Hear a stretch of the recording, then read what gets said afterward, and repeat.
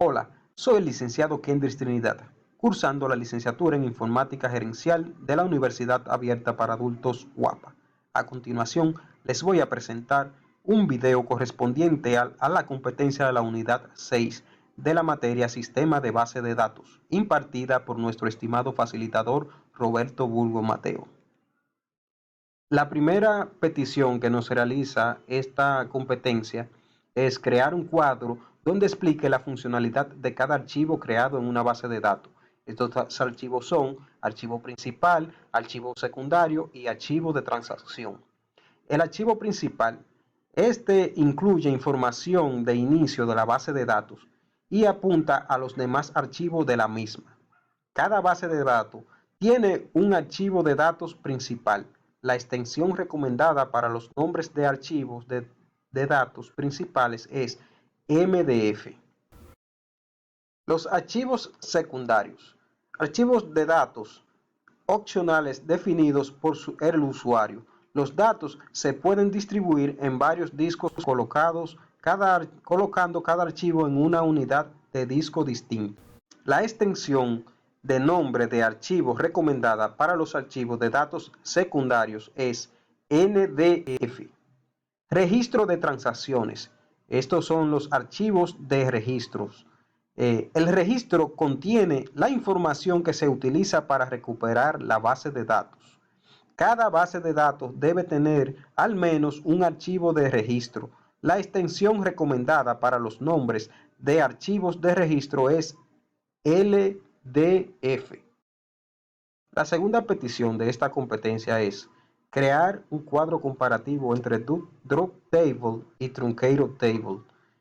Yo me tomé el atrevimiento de agregar también Delete From para hacer una comparación entre los tres. Drop Table va más allá de Truncated en que en realidad elimina la tabla de la base de datos por completo. Esto incluye eliminar todos los datos asociados como índice y restricciones.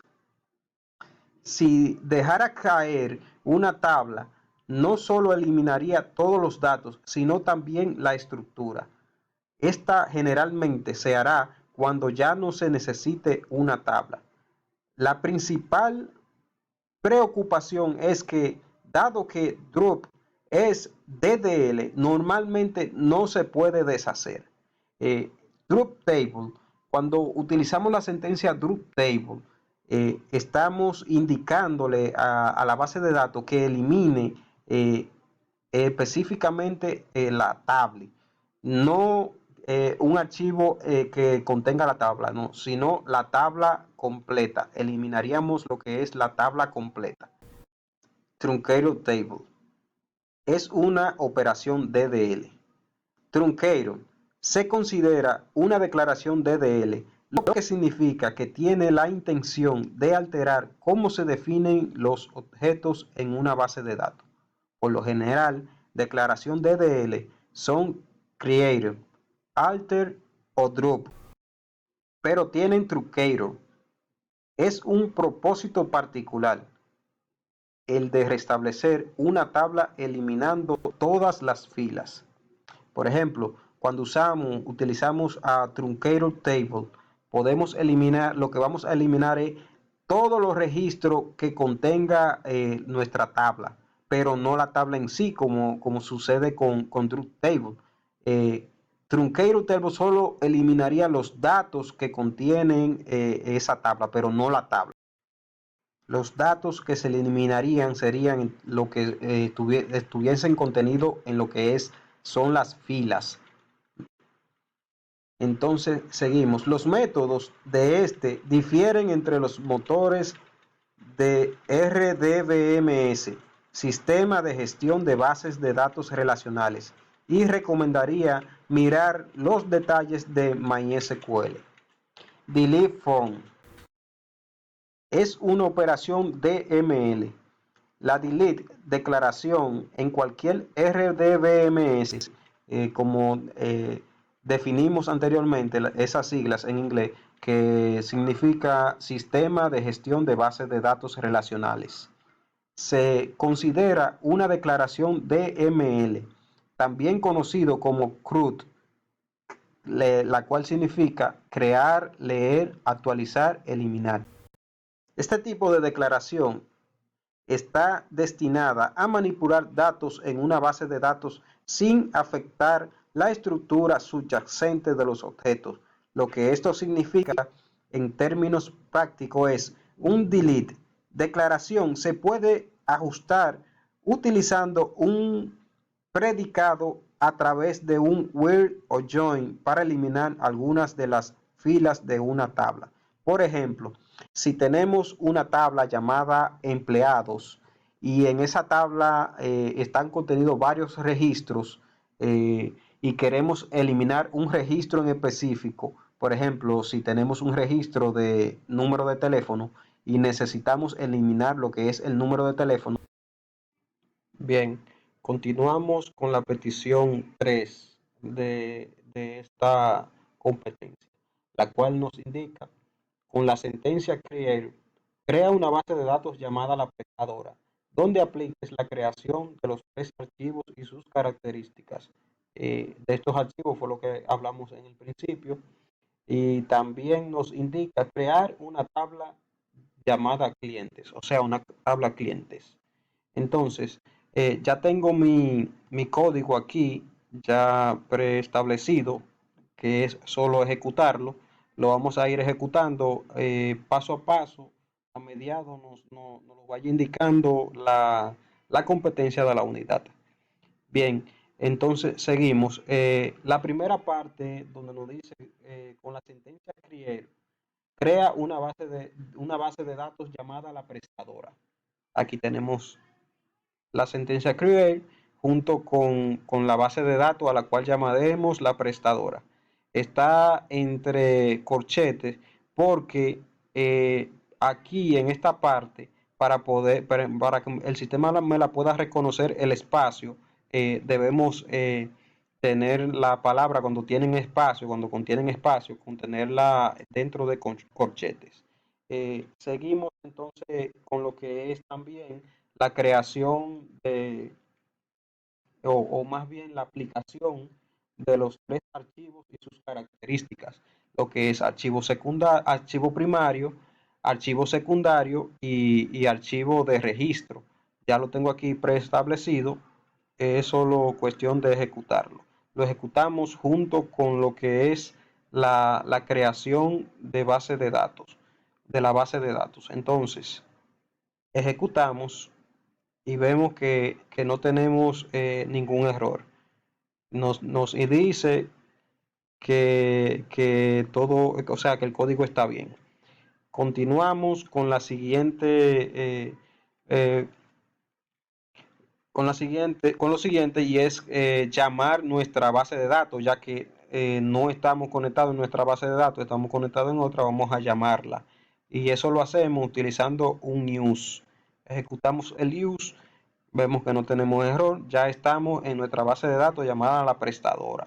Muy bien. Entonces seguimos con la petición lo que nos indica la petición de nuestro competencia de la unidad 6. Lo que nos indica en el siguiente paso es crear una tabla cliente. Entonces, creamos, ya yo tengo el código preestablecido, una tabla cliente. Eh, esto es un comentario donde indico lo que voy a realizar, crear una tabla clientes. Aquí con la sentencia creator table, le indicamos que vamos a crear una tabla que se llame clientes, la cual contendrá los siguientes campos: código cliente con varchar de 50 caracteres, y esta será la primary key. La primary key, aquí no indicamos que no diga not null, porque al indicarle que esta va a ser el primary key, el sistema automáticamente lo reconoce como not null, o sea, no puede ser nulo. Seguimos con nuestro campo nombre, el cual es varchar con 40 caracteres. Y a este sí le indicamos el not null, que no puede ser nulo. Seguimos con lo que es apellido. Y apellido le indicamos también que sea de varchar y que sea de 40 y le indicamos también que sea not null. Eh, Dirección cliente. Bueno, si se fijan, un paréntesis aquí, si se fijan en esta parte, lo que es dirección cliente y código cliente, utilizamos lo que es un guión bajo. Lo utilizamos porque si ponemos el espacio, si utilizamos el espaciador, el sistema nos daría un error. Entonces, o lo ponemos entre corchetes o utilizamos un guión bajo. Entonces, a la dirección cliente le indicamos que sea de en bar chart de 50 caracteres y le indicamos de igual forma a los demás que sea not null. Teléfono, bar chart 11 y not null también. Nacionalidad, bar chart de 30 y not null. Status, bar chart de 15, not null. Entonces procedemos a lo que es a ejecutar nuestra creación de nuestra tabla clientes. Ejecutamos, no tenemos errores, significa que nuestra tabla ya fue creada. Si vamos aquí a lo que es el explorador de objetos, vamos primero a actualizar, ¿verdad? Entonces buscamos a database, buscamos nuestra base de datos llamada la prestadora. Tenemos la base de datos llamada la prestadora. Entonces aquí en esta parte vamos a buscar nuestra tabla que acabamos de crear, la cual se llama clientes. Ya tenemos la evidenciado de que creamos nuestra tabla cliente. Otro punto que se me había pasado y es el evidenciar esta parte aquí cuando creamos lo que son los tres archivos.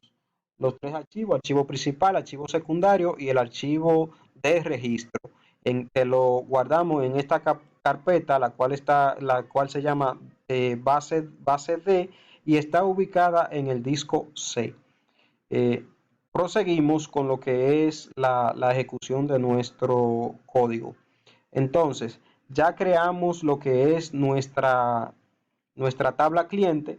Seguimos con lo que es, vamos a realizar un select for sobre esa tabla para confirmar de que ya está creada también, aunque ya lo confirmamos por el explorador de objetos, pero aquí la vamos a llamar.